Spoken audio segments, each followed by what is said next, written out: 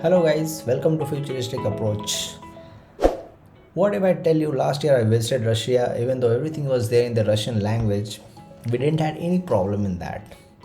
That is all thanks to real time Google Translator, which just converted all the Russian boards into English. This is one of the example of neural networks, guys. So today in this tutorial I will be telling you regarding neural networks, which is an interesting topic of artificial intelligence.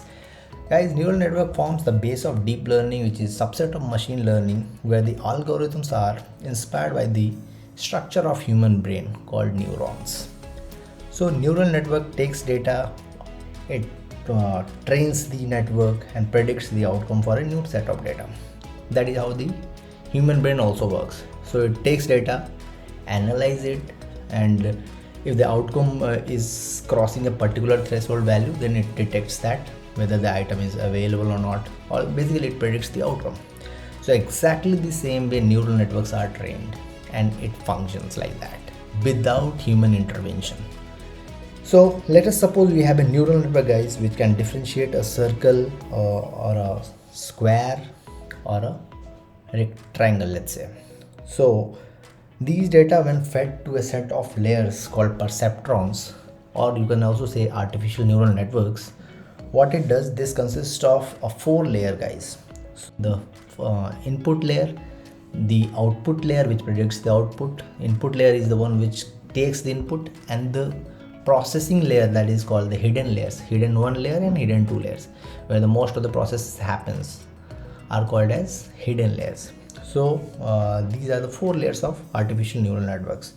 So consider that we are feeding a data of a circle. Let's say a circle is there of 20 cross 20. So if 20 cross 20 circle is there, then it is a 400 pixel image.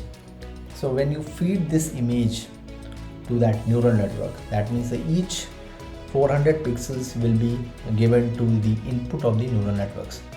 So what it will do, neurons of one layer is connected to neurons of next layer through channel, and these channels are arranged with a are assigned with a numerical value, guys. So each channel is having a numerical value known as weights. So the inputs, when given to the input layer, is multiplied by the corresponding weight, and it goes to the hidden 1 layer, and there the sum happens, that summation is happening, and that summation goes to the hidden 2 layers. Now each of these 2 layers are associated with a value called as bias. So now this is then passed through a threshold function called as activation function. So same, if activation function is crossing that particular threshold value, then the particular neurons will get activated. If it doesn't cross the value, it will not get activated. So the result of activation function decides whether the particular neurons will get activated or not. That is all about it. So if it gets activated, then the neurons transmits the data to the next layer called as the output layer, and this is called as the forward propagation, guys. The entire flow of data in this direction is called as the forward propagation. So the neurons with the highest value determines the output, whether it is a square or a rectangle or a circle. Alright, guys. So these values are basically, I told you that it is associated with the probability, and with the highest probability will be the output of the network. So if you have not trained your network properly, it might predict the wrong output. So what you will do in that case, you will start training your networks.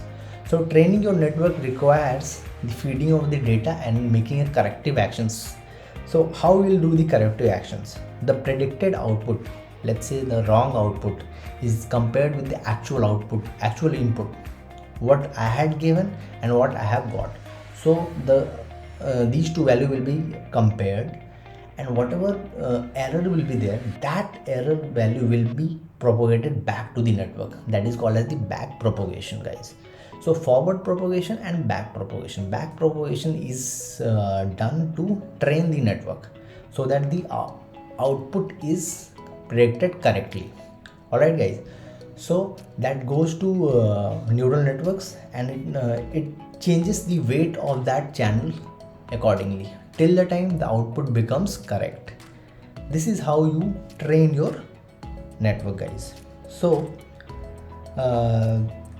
this particular process is reiterated again and again, so that with the multiple inputs, these are reiterated so that it can get and it can predict the correct output. Alright guys, so this is all about the neural networks. It is similar to the functioning of the human brains. These network is also called as artificial neural networks, ANN.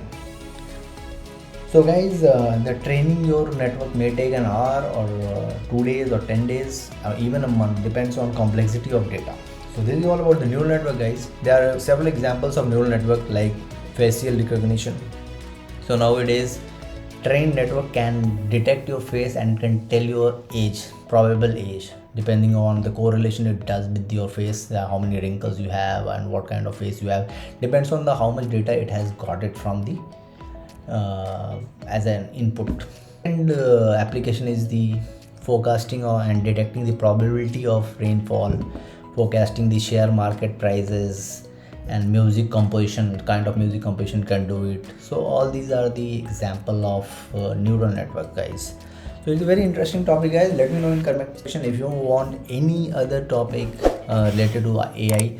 The next topic I'll show you with the help of a code, so that you can correlate very clearly.